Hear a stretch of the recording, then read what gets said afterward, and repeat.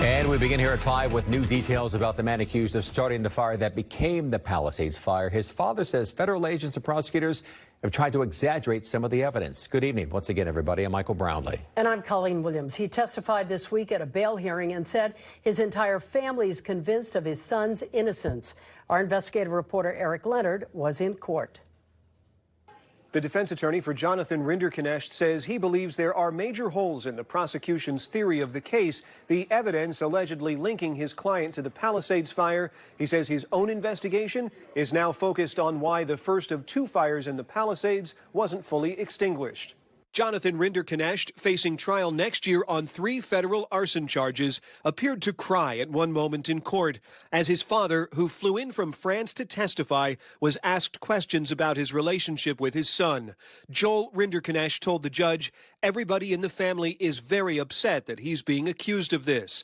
And he said prosecutors have a few things wrong. First, about an AI-generated image that the government said at the news conference announcing the arrest showed Rinderknecht was fantasizing about causing a large fire. The father said the prompt that produced it was about global warming, not arson. Then he says his son never had a foreign passport and didn't have a valid U.S. passport, though the feds suggested in hearings and court papers those documents were missing, making Rinderknecht a flight risk.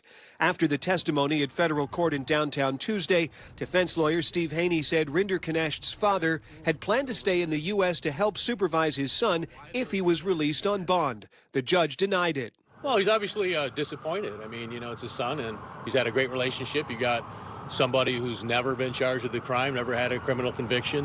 Despite what the government's rhetoric is, he's never had a mental health diagnosis. Rinderknecht was arrested in Florida in October and charged with igniting the January 1st Lachman fire in the Pacific Palisades, which the ATF says reignited after it appeared to be extinguished, and that caused the Palisades fire 6 days later. Haney said he's issuing subpoenas for fire department records, detailing why firefighters were allegedly pulled away from that fire soon after it appeared to be out. He said he found witnesses who contradict the Fed's statements that Rinderknecht was alone in the Palisades Highlands at the exact spot the Lachman fire started. I think there's a very, very, very good argument, and there's direct evidence that a firework started that fire, and there are eyewitnesses who saw and heard a firework that evening. And the government's going to have to get in that courtroom and prove this case.